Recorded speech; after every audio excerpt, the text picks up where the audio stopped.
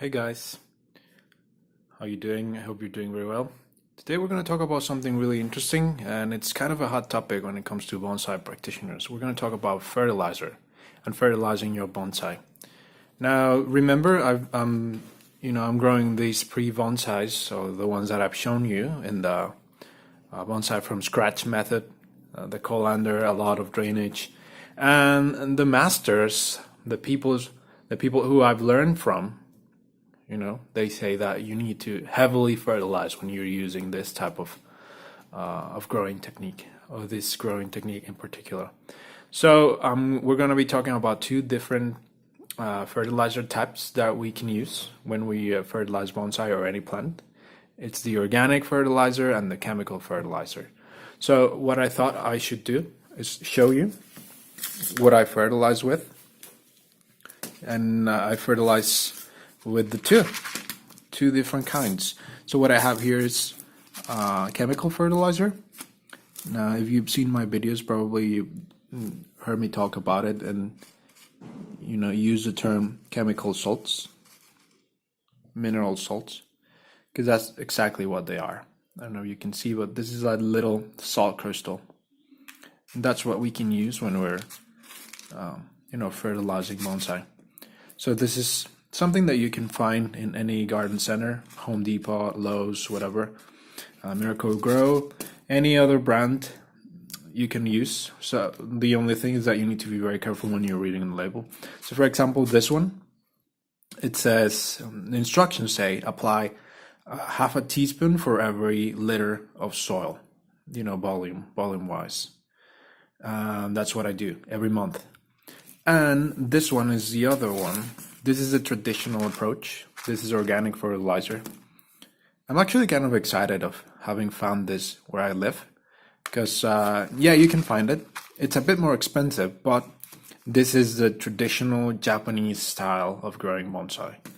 Now, the difference, for example, this one, you might have heard of NPK, and those numbers, what they mean. For example, nitrogen, phosphorus, and potassium. And for example, this is 17, 17. And this one is super low. It's like 444, 343, or something like that. Now, the difference is that when we use this, we're going to promote the development of mycorrhizal fungi in our soil. And also, we're going to add beneficial bacteria that the tree needs in order to be healthier. So that's why Japanese have been using it for, thousands of years, literally. So if you want to go and use a safe bet, you definitely need to use this one. With this one, you have everything you need. It's cheaper, but you can very well kill a plant if you use it incorrectly, if you don't use it carefully. And it's also a little bit toxic, so you want to be careful when you store it. Keep it away from children. This not so much, and we can use tons of it. The plant is only gonna take what it needs at a time. Another note for this is that it needs to be wet at all times. In Japan, this is not a problem because they have, the 4 seasons, and the weather is very temperate. Where I live, though, I live in the tropics, and although it's very wet and humid where I live, we also get mad sunlight, so I need to be careful not to dry this thing out. So that's it.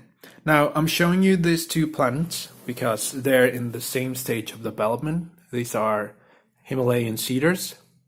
Now you can see that because of spring, they are, they're waking up. They look really cool. This one I went ahead and wired a couple of weeks ago. Start to see its final shape. And they're in the same type of soil, same type of container, a lot of drainage. So what I'm going to be doing, this is going to be a little experiment. One, I'm going to fertilize with chemical fertilizer, and another one I'm going to fertilize with organic fertilizer. I think this is going to be the one with organic fertilizer, just because I've already, disturbed a little bit with the wiring. And the other one I'm gonna fertilize with the chemical one. So after a couple of months, we will see its development. I know we should wait a little bit more, or maybe a year would be good enough to see if there's any difference. But yeah, in a couple of months, I will show you the update, and this will be really cool. I'm gonna grow them, and I'm gonna apply whatever techniques that I need to, regularly, or just as I would if they weren't being fertilized differently, just so I can show you how they develop naturally, right, throughout the year. And another thing about the colander technique when you're growing bonsai is that people say, the masters say, that you need to fertilize, like I said, right, like crazy. Normally, people who grow bonsai, they don't fertilize during the winter and they don't fertilize during the summer, just because the plant, it's dormant, it's resting, because in the summer it's super hot and in the winter it's super cold. But people who grow in colanders say that you should fertilize 365 days a year, 24/7. So that's what I've been doing. Also because here, like I said, we're in the tropics, so we don't get a very marked or a very high contrast when it comes to temperatures. Autumn, fall, winter, it's almost the same. So I just keep fertilizing it, like these teachers say. So that's it. It will be very interesting. I'm gonna try to keep this video short and in one shot. This is what I'm gonna do. This one, the planting angle will be this.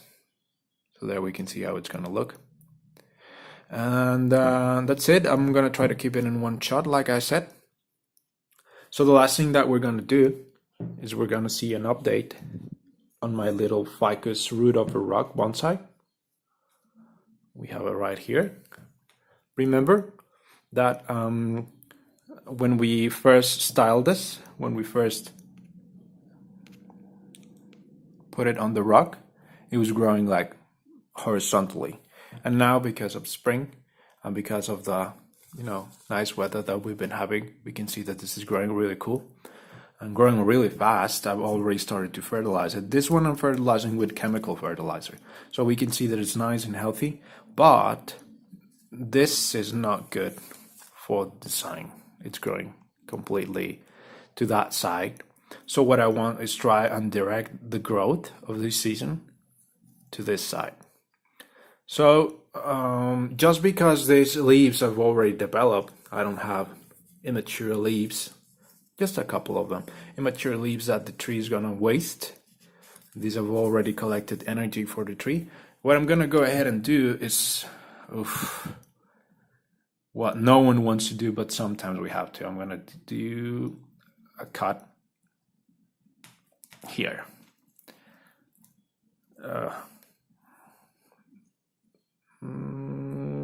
There we go.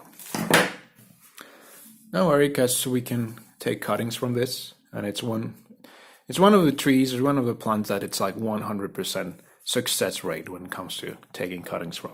Ficus, this Ficus Microcarpa. So we're gonna take cuttings from this, and maybe we can make another root over rock ficus. So what's gonna happen is we're gonna have growth from this point, and we're going to direct it like this, so the tree can continue to develop in style. We can see that we have aerial roots right here, and also very, strong roots that are clinging to the rock already. So it's really cool, like I told you guys. Now, in a couple more weeks, we are going to be able to remove these little knots, and the tree will be on its own, literally. That's it.